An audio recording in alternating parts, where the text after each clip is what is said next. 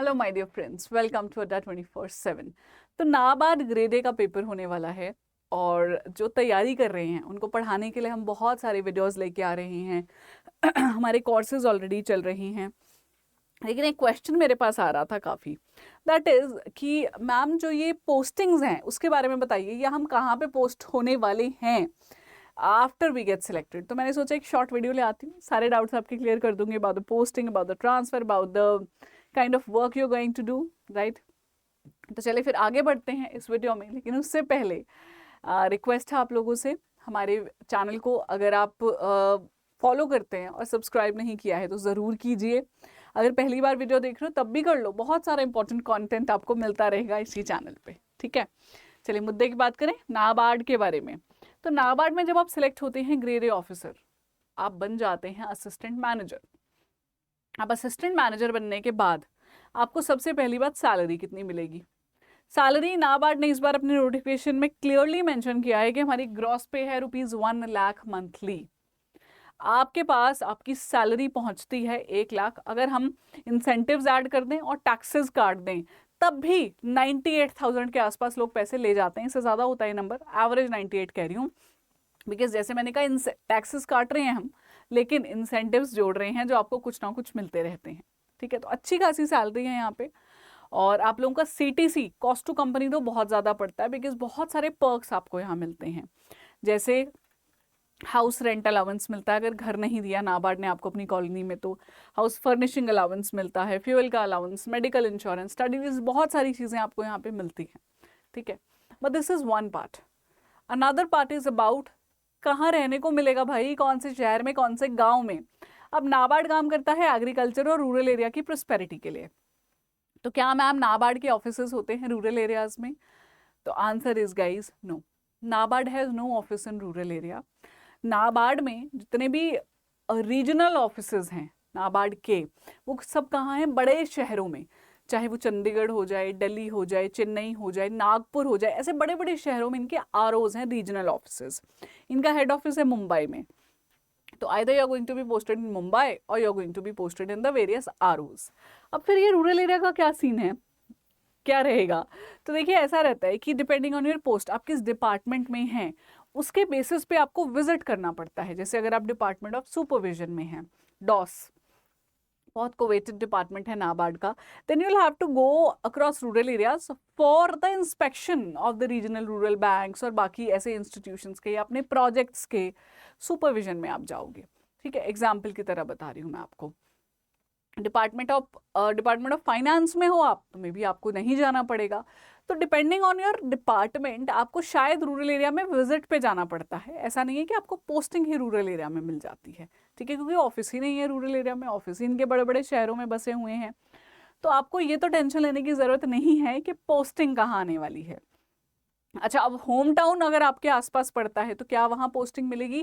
देखिए इसकी कोई गारंटी नहीं होती है, ना ही कोई नाबार्ड को ऐसा है कि वो देना नहीं चाहते हैं आपको पोस्टिंग आपके होम टाउन में। If it is there availability है और आप भी आसपास के ही हैं तो मिल भी सकती है, but there is no guarantee कि ऐसा ही होगा, ठीक है। अब you can always raise a request, आप अपनी HR डिपार्टमेंट को रेज कर सकते हो रिक्वेस्ट, लेकिन वो सुनी जाएगी कि नहीं वो देखा जाएगा, क्योंकि आप जब ऐसा पेपर दे रहे हो तो you are signing up yourself for the all India posting. कहीं पे भी किसी रीजनल ऑफिस में किसी भी जगह पे आपकी पोस्टिंग की जा सकती है जहां नाबार्ड को ठीक लगता है। अब्रॉड में नहीं होगी, ठीक है, ROs में ही होती है।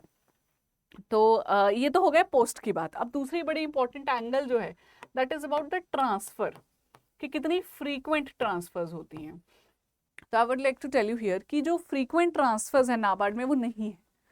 4 से 5 सालों बाद ही ट्रांसफर आते हैं, बिकॉज दे ऑल्सो वांट कि जहाँ पे आप आए हो वहाँ का वो काम सीखो, उसको अच्छे से समझो और वही इम्प्लीमेंट करो। क्योंकि NABARD is not a very big institution कि बहुत इसमें हजारों लाखों लोग हैं, ऐसा नहीं है, थाउजेंड्स में है एम्प्लॉयज। तो यूजुअली 4 से 5 साल बाद एक ट्रांसफर आती है, and when it comes it brings along promotion.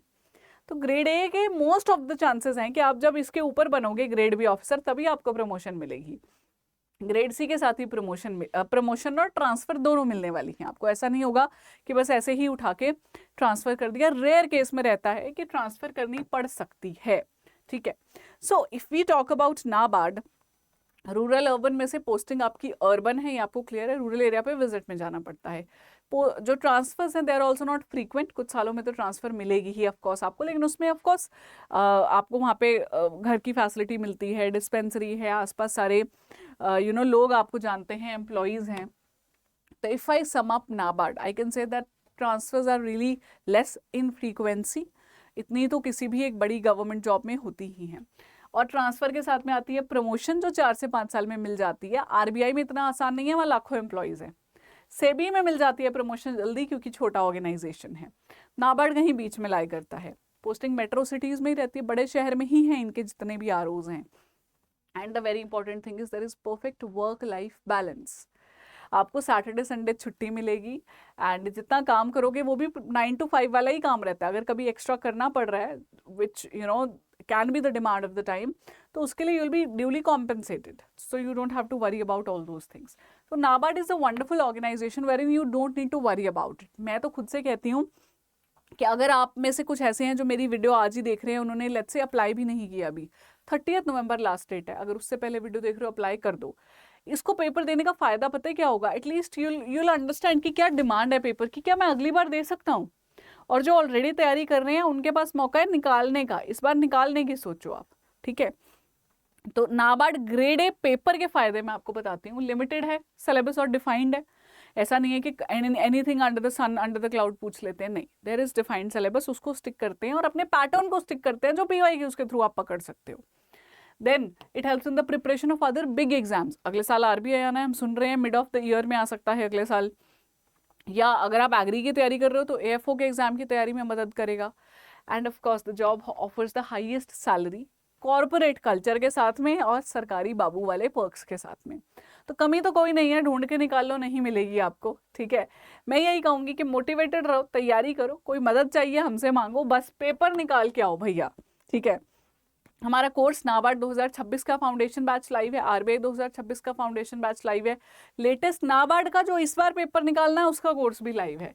मेरा कोड है Y754, यूज़ करना नहीं भूलना है। डिस्काउंट मिलेगा 80%। अभी फिलहाल तो आज जब ये वीडियो आएगा तब तो सेल भी चल रही है, तो आपको अच्छा खासा डिस्काउंट भी मिलने वाला है, ठीक है। Thank you, that's your mentor Ritika. कोई और सवाल है, कुछ पूछना चाहते हो तो feel free to comment in the description, comment below, right? Yeah. Thank you. Bye-bye. I'll see you soon.